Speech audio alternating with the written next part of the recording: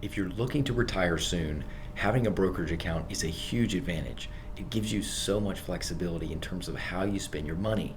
But there's so many decisions to make. So today's video is about direct indexing. Is it better to have a direct index in a brokerage account or have an ETF portfolio? The answer in most financial planning questions is it depends. So I'm going to break that down for you today, especially if you're 50 and older and you have 5 years or less until retirement. This is a video for you. I'm going to break this down into some simple paradigms that you can think through to determine when might this make more sense for me and when would it be better to pass and just make it better for a passive ETF portfolio.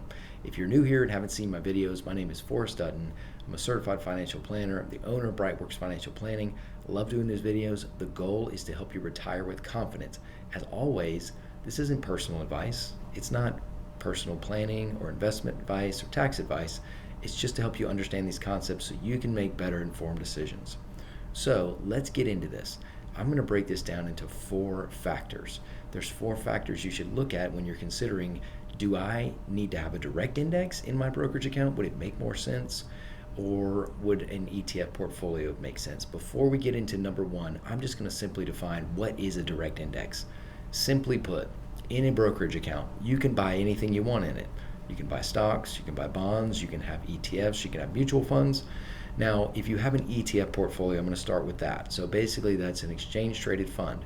And I'm just going to use something simple. I'm going to use an S&P 500 indexed ETF. So by definition, if you own that, whatever you see on that ticker symbol when you look up on your app and it says the S&P 500, whatever today's increase is, it's meant to mirror that increase. If it's a decrease, it's going to mirror that decrease. So that means in any given year, the S&P 500, the 500 largest companies in the US, is either going to be positive, negative, or somewhere in between, which isn't bad, right? That's historically over the last 100 years, that's been a very, very productive index. The problem is this. It's like being in a Titanic when you want a speedboat. Let me explain. So the Titanic, if you want to turn it around, if you want to change course, it's going to take a long time. There's not a lot you can do with it. It's not nimble. Speedboat can go in and out, it can pull people, it can do all kinds of things. So I would say the direct index is more like the speedboat. The ETF index is more like the Titanic. It's going to get you to your destination, but you don't have a lot of options. So in terms of how does a direct index differ from an ETF? So for example, in an ETF, you would own the performance of that index if it's an S&P 500 index, but you don't own the individual companies. So in any given year, there are the 500 companies. Some are going to be positive, some are going to be negative, and the S&P 500 is what's called a cap-weighted index, which means the larger companies that you've heard of, the Apples, the Metas, the Microsofts, they make up a larger portion of that index, right? So sometimes, depending on the year, those are going to disproportionately impact the overall return of the S&P 500. Now, some years that's good, some years it's bad. So if you own the individual index, it means, and I'm just making this up here again, just on the fly, just to explain it to you. This isn't exact, but let's say that Meta makes up 4% of the S&P 500 index by its cap weight, its capitalization weighting. So if that's the case, then basically you would want in an index to own 4% of Meta in your portfolio, and you would also own the other portfolio companies that make up the index individually, meaning you own their stock. Now, the great thing about owning a stock is it's more nimble. You can sell it, you can buy more of it, you can trade it much easier than you can at just an ETF index. You're just owning them all in one giant basket instead of owning in each individual one inside of the basket. So for the custom index, in the year, let's just say that it's a negative 20% year, which is a bummer, right? You're going to have a loss and you wish you didn't, but you do. So if you own the ETF index, that means, let's just say it's a 15% loss. So you're going to have that 15% loss and you're going to hold it and you're just going to wait to see if it continues back up, right? The best you can do is just do better next year, right? That's all you're hoping for. You have no consolation. There's nothing that you can use. There's no tax deferral strategy, nothing. If you own a custom index, let's say that it's a negative 15% year. Well, in that year, you can actually look at those individual companies that are going to make up that 15% loss. You can sell one of them and then buy one that's substantially similar, because really at the end of the day, you don't have to own 500 companies to get a similar return to the S&P 500 index. You may only own 75 or 100 or 150. That's the whole point of indexing. You're getting the same exposure, but you're all owning them individually. So let's say that I'm just going to use Coke and Pepsi. Let's just say that you realize that one of them is down and you want to harvest the loss. So harvest losses just means you sell a security that is at a loss, and then you then buy back either that same security after 30 days or something substantially similar that makes up the index. So again, you can kind of see how Coke and Pepsi make up a similar sector and a similar area in the index. So as long as you do that, you're still going to map the returns overall. But the benefit of that is if you have those losses that can then build up, and they can do two things. One would be if you need to take distributions elsewhere, either in another taxable account or in this taxable account, meaning you need to take some money out, you can use those losses to offset the gains that are going to occur when you sell to get the cash. The other thing you can do is you can let the losses continue to carry over. So losses from an investment account that are capital losses will carry over indefinitely. So they're going to continue to carry and build until you use them. Now you can't offset this against your normal income, W-2 income, and other types of income, but you can when it comes to capital gains. Now why is that important? The reason it's important is because if you have a reason that you need to harvest losses, this is where a custom index can really help. So now I'm going to get into the 4 times where this is helpful. I've kind of explained how it works in general. Here's the 4 times. Number 1, you have foreseeable capital gains, either in form of a portfolio, real estate, or business sale income. Okay, I'm going to put that down as number 1. Now, what do I mean by that? So let's say you have capital gains you know you're going to be responsible for in the next 1 to 5 years. If that's the case, if you have a significant amount that you can put into a direct index and you can continue to add new money, you can continue to harvest losses, because remember, you can harvest losses not just in a negative 15 or a negative 20 year. There are pullbacks in the market that happen every year. So for example, I'm just going to use 2025. We all remember the tariffs that happened in April of 25. The market went down 9 to 10% in one day. So the S&P, but at the end of the year, what was the return of the S&P index? It was very positive.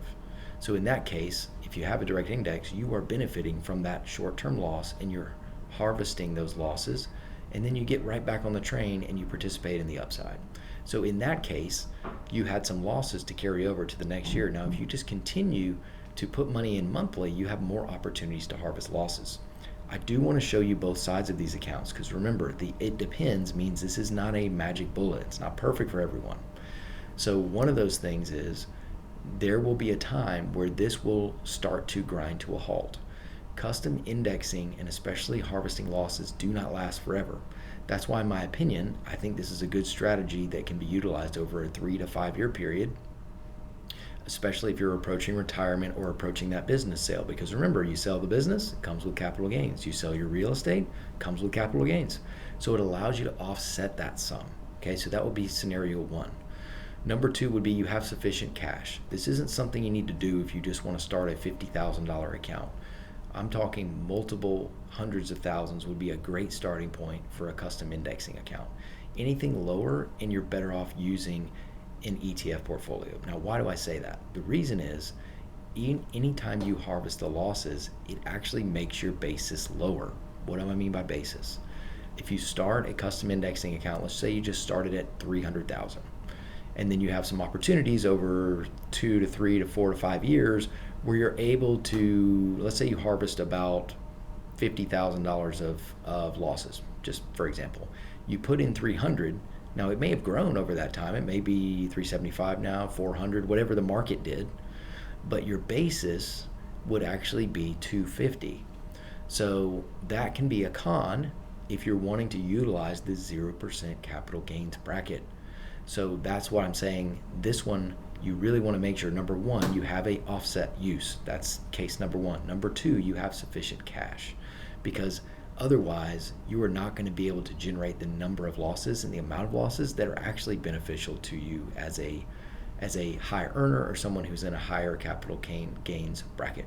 So that's number one. That's number two. Number three, you hold this account in an irrevocable trust.